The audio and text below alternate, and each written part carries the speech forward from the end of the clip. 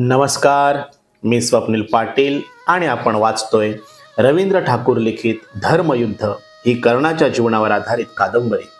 आज आपण वाचूया भाग 18. शतावधी नक्षीदार खांबांनी ज्याचं विस्तीर्ण छत पेललं आहे असा प्रचंड राजमहाल समोर दिसतो आहे. राजमहालाच्या मध्यभागी 2 पांढरी शुभ्र सिंहासनं ठेवलेली आहेत. त्यावर युधिष्ठिर आणि अर्जुन बसले आहेत.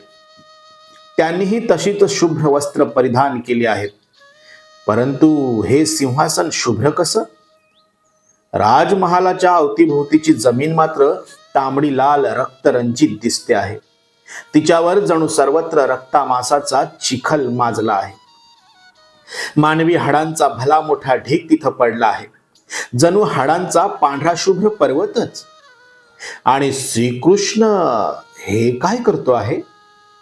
त्याच्या हातात चक्र, खड्ग, भ्रुशुंडी, पाश, तोमर, गदा, मुसळ अशी कितीतरी नाना प्रकारची शस्त्र आहेत. आणि ती सगळी शस्त्र तो इकडे तिकडे विखरून टाकतो आहे. मध्येच थांबून अर्थपूर्ण असं मंद हसतो आहे. त्याच्या कृष्ण मुखमंडलावरील शुभ्र दंत पंक्ती हसताना किती मनोहर वाटतात. आणि हे काय? युधिष्ठिर सिंहासनावरून उठून पुढे कशासाठी येतो आहे? हळूहळू पुढे आलेला युधिष्ठिर तो हाडांचा पर्वत चढतो आहे. पाहता पाहता चढूनही गेला आहे. आता कोणीतरी त्याच्या हातात कसल्याशा खाद्यपदार्थांनी भरलेलं तबक ठेवलं आहे. त्यातला पदार्थही पांढराच दिसतो आहे. मधु पर्कासारखा दिसणारा तो पदार्थ युधिष्ठिर आनंदानं प्राशन करतो आहे.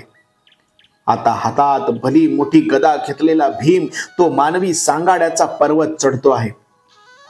नकुल, सहदेव हेही तिथंच एका बाजूला उभ्या असलेल्या रथात बसले आहेत.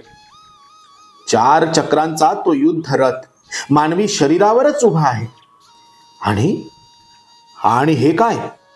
भीष्म, द्रोण, कृपाचार्य आणि इतर अनेक क्षत्रिय राजे त्यांच्या मागे उभे आहेत.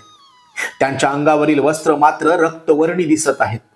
आचार्य द्रोण आणि कृपाचार्य त्या रथावर आरूढ झाले आहेत. त्या रथाला घोड्यांऐवजी उंट जोडले आहेत. अस्ताव्यस्त पाय टाकत धावणाऱ्या उंटासोबत तो रथही तसाच कसा तरी अस्ताव्यस्त धावतो आहे. परंतु त्याचा खडखडाट मात्र मुळीच ऐकू येत नाही. इतका का तो रथ दूर आहे? कुठून तरी रथाचा खडखडाट ऐकू येतो आहे असं वाटू लागलं. त्या आवाजानंच कर्णाला जाग आली. म्हणजे हे सारं स्वप्नच होतं तर? कर्ण खाडकन उठून बसला. शेजारी पहुडलेल्या वृषालीच्या अंगाखाली गेलेलं उत्तरीय ओढलं. नकळत तिची झोप चाळवली. मिठीत शिरण्यासाठी पुढे आलेले तिचे हात हाती घेऊन कर्णानं तिला आपल्या विशाल बाहूत वेढून घेतलं. शयन कक्षातला दिवा आता मंद झाला होता. बहुधा उत्तर रात्रीचा प्रहर असावा. रतिक्लांत वृषाली कर्णाच्या मांडीवर मस्तक ठेवून पुन्हा झोपी गेली. इतक्या दिवसांच्या प्रतीक्षेनंतरचा आनंद तिच्या सुंदर चेहऱ्यावर विलसत होता. वृषालीच्या पलीकडे लहानसा वृषसेन झोपला होता. एकदा वृषसेनाच्या तर एकदा वृषालीच्या मुखाकडे पाहत कर्ण ती विचार करत राहिला. ऐन सुखाच्या क्षणी असं अभद्र स्वप्न का पडावं? प्रत्येक वेळी हे असंच होतं. एखादी सुखाची लाट येते न येते तोच तिचाच प्रचंड भोवरा तयार होतो आणि ती लाट पाहता पाहता अज्ञातात लुप्त होऊन जाते. धनुर्विद्येच्या प्राप्तीसाठी महेंद्र पर्वतावर गेलो. विद्या प्राप्तही केली, परंतु प्राप्त केली असं खरंच म्हणता येईल का? तुझ्यासारखा धनुर्धर आर्यावर्तात होणार नाही आचार्य परशुराम म्हणाले होते. परंतु त्याच वेळी ते पुढे म्हणाले होते, कपटानं मिळवलेली ही विद्या तुला लाभणार नाही. धनुर्विद्या मिळवण्यासाठी कर्णानं असत्य सांगितलं होतं हे खरं, परंतु एकदा प्राप्त झालेली विद्या लाभणार नाही हे कसं? कर्ण असत्य बोलला म्हणून की तो सुतपुत्र आहे म्हणून? कोण आहेस तू? कुठून आलास? आपल्या पिंगट करारी डोळ्यांनी रोखून पाहत आचार्य परशुरामांनी विचारलं होतं. मी भार्गव हस्तिनापूरहून आलो आहे आचार्य, कर्ण म्हणाला होता. द्रोणाचार्यांसारखे धनुर्वेद जाणणारे आचार्य तिथं असताना इथवर येण्याचं कारण काय? आचार्य धनुर्वेद संपन्न आहेत, परंतु ते कुरु कुलाचे राजगुरू आहेत. तेव्हा समजलं. पण इथं फक्त ब्राह्मण स्नातकांनाच विद्यादान केलं जातं, माहित आहे ना? तू कोण आहेस? मी भार्गव. ते तू आधीच सांगितलं आहेस. तुझा वर्ण, कुल, गोत्र काय? मी भार्गव, भृगु कुलोत्पन्न ब्राह्मण. विद्या ग्रहण करणं हाच माझा कुलधर्म आहे आचार्य. ठीक आहे, आचार्य परशुराम म्हणाले होते. त्यांनी अधिक चौकशी केली नव्हती खरी, परंतु एक असत्य सांगताना डोक्यावरचं ओझं उतरलं असलं तरी ते सांगून होताच मनावर केवढं दडपण आलं होतं. आज ना उद्या त्यांना सत्य कळालं तर मनावर सतत त्या आशंकेचे सावट घेऊनच आश्रमात वावरलो. विद्या ग्रहण केली. इतर स्नातकात ब्राह्मण विद्यार्थ्यांसारखाच राहिलो. मिळेल तेवढं ज्ञान अधाशासारखं ग्रहण केलं. किती दिवस झाले आश्रमात येऊन? कर्ण विचार करत राहायचा. किमान 2.5 वर्ष तरी निश्चितच. हस्तिनापूरहून कोणी येणं शक्य नव्हतं की हस्तिनापूरला जाणं शक्य नव्हतं. कर्ण मनानं कधीच हस्तिनापूरला जाऊन पोहोचला होता. वाड्यात वृषसेना रांगत असेल की वृषाली म्हणाली होती त्याप्रमाणे वृषसेन खेळत असेल. त्याच्या बाळलीला पाहून आईबाबांना किती आनंद होत असेल. त्यांना आपल्या दूरदेशी जातो म्हणून सांगून गेलेल्या या मुलाची किती आठवण येत असेल. त्यांची प्रकृती ठीक असेल ना? आता यावेळी माझा संग्रामजीत काय करत असेल? युद्धशाळेत कृपाचार्यांच्या हातून धनुर्विद्येचे धडे गिरवत असेल की माझा वसुदादा कुठे गेला म्हणून आईला भंडावून सोडत असेल. आणि जिला काहीच माहित नाही ती माझी राधामाता काय सांगून त्याची समजूत काढत असेल. पहाटेच्या प्रहरी हस्तिनापूर सोडलं तेव्हा तो झोपेतच होता. भेट होईल तेव्हा तो विचारीलच. तेव्हा त्याला काय सांगायचं? आणि युवराज दुर्योधन तर रोज अगदी डोळ्यात प्राण आणून मित्राची वाट पाहत असेल. सकाळ संध्याकाळ रात्रंदिन एकच विचार डोक्यात असायचा. झालंच. एवढा धनुर्वेद आत्मसात झाला की आचार्यांची आज्ञा घेऊन निघायचंच. खरंच ही रहस्य द्रोणाचार्यांनी मला शिकवली असती. शेवटी सुतपुत्र म्हणून जन्म घेतला हाच का कर्णाचा दोष आहे?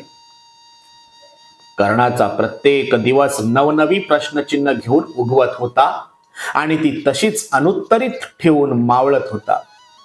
इथं कोणी आपल्याला ओळखणार नाहीत. इथून जवळच कलिंग देश आहे.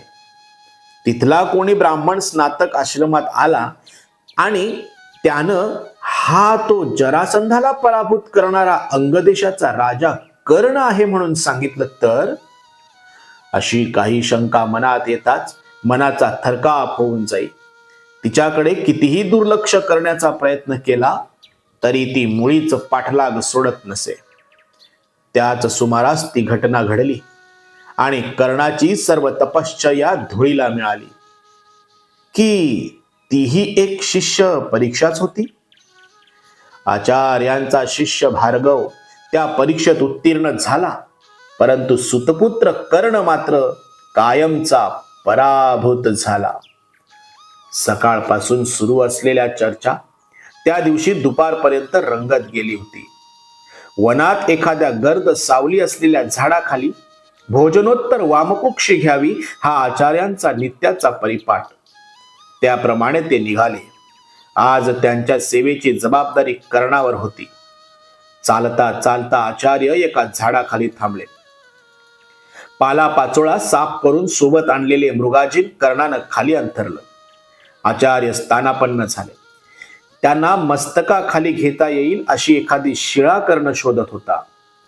मृगाजिनावर अंग टाकत आचार्य म्हणाले, असू दे पुत्र भार्गव, शिळा नाही मिळाली म्हणून काही बिघडत नाही.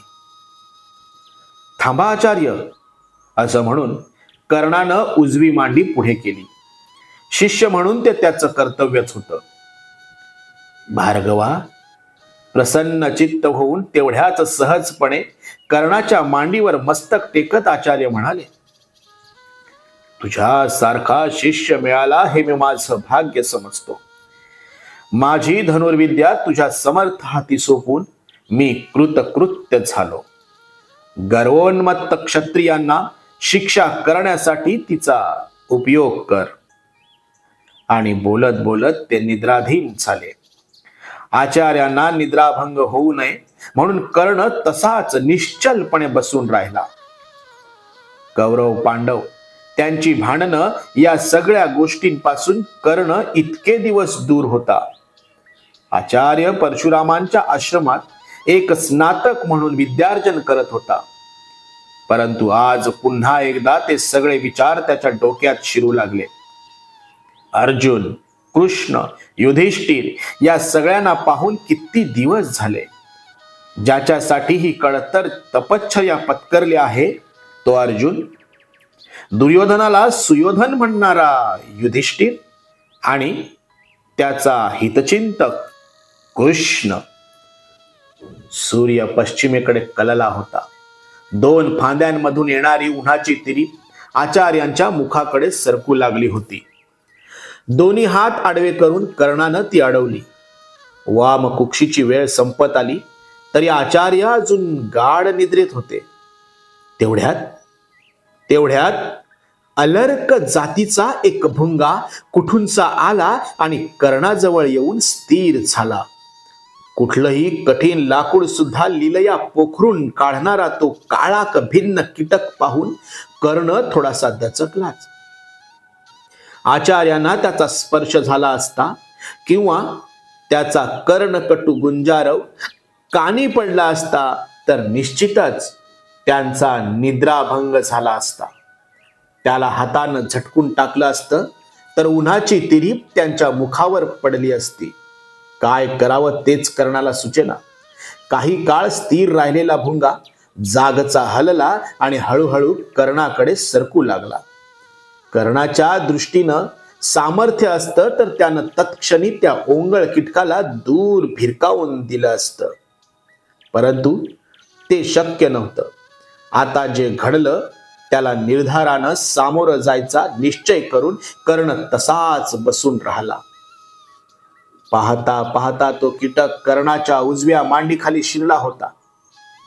कडकडून चावा घेतला जाताच कर्णाच्या तनमनात वेदनेची तीव्र जाणीव पसरली. परंतु त्यानं कुठलीही हालचाल केली नाही. शरीरभर पसरलेली वेदना ओठांखाली चिरडत कर्ण तसाच शिळेसारखा स्थिर होता. परंतु तो कीटक आता मांडी पोखरत होता. थोड्याच वेळात मांडी खालून निघालेल्या रक्ताचा ओहळ आचार्यांच्या खांद्याजवळ पोचला आणि त्या ऊन रक्त स्पर्शानं त्यांना खाडकन जाग आली. तत्क्षणी ते उठून उभे राहिले. लज्जित झालेला कर्णही हरवलेलं धैर्य एकवटत उभा राहिला. क्षमा क्षमा असावी आचार्य, दोन्ही हात जोडून कर्ण म्हणाला. परंतु आचार्यांच्या क्रुद्ध दृष्टीला तो दृष्टी देऊ शकला नाही. कर्णाच्या मांडी खालून निघालेला तो रक्त प्रवाह, रक्तानं लडबडलेला तो अलर्क हे सार पाहताच आचार्य कळाले. एवढी तितिक्षा, एवढा संयम, एवढी असामान्य सहनशीलता, तू निश्चितच ब्राह्मण कुलोत्पन्न नाहीस. कोण आहेस तू? लक्षात ठेव, असत्याचं नाणं फक्त एकदाच खपतं. धाडकन आचार्यांच्या पायावर पडून कर्ण म्हणाला, क्षमा असावी आचार्य.